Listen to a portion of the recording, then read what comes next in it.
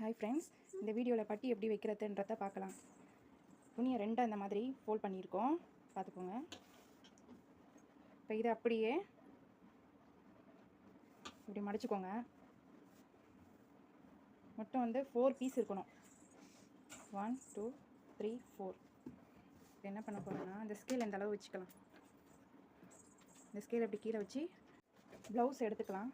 ப்ளவுஸில் இந்த ஃபஸ்ட்டு இந்த ஊக்கு வச்சுருக்கோம்னா இந்த இடத்துல எந்த அளவு இருக்குன்ட்டு மெஷர் பண்ணுங்கள். 3 இருக்குது. நம்ம ஃபஸ்ட்டு என்ன பண்ணிக்கணும், ஊக்கு பக்கமாக 3 ஒரு கோடு போட்டுக்கோங்க. சென்டரில் எவ்வளோ இருக்குது மெஷர் பண்ணிக்கோங்க. 2 இருக்குது. கரெக்டாக இந்த கோடு போட்டிருக்கோம்ல, இதுக்கு ஸ்ட்ரைட்டாக வச்சுக்கோங்க. வச்சு இங்கே ஒரு டாட். இந்த எண்டில் என்ன அளவு இருக்குதுன்னு மெஷர் பண்ணிக்கோங்க. 2.5 இருக்குது.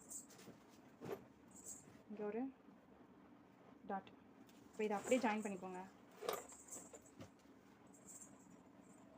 அவ்வளோதான். இது எதுக்கு நம்ம கோடு போட்டிருக்கோன்னா, இதை நம்ம மடித்து தைக்கணும் உள்ள. இப்போ இந்த பீஸை கட் பண்ணி எடுத்துக்கலாம்.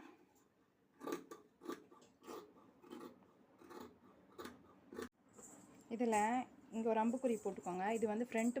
இந்த பட்டி பீஸை கரெக்டாக இதில் 2, இந்த 1 2, அதே மாதிரி இது 2 பீஸு. இந்த நடுவில் இங்கே இருக்கிற அந்த சென்டர் பகுதியை கட் பண்ணிக்கோங்க. அவ்வளோதான். நம்ம ப்ளவுஸில் தைக்கும் போது இந்த மாதிரி வரும். அவ்வளோதான்.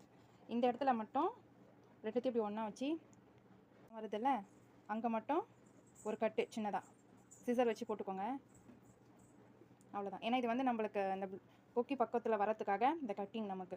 இது மறக்காமல் இருக்கிறதுக்கு. இல்லைன்னா நம்ம இந்த சைடு வச்சு தைச்சிருவோம், கரெக்டாக வராது. அதனால் இங்கே ஒரு கட்டிங்.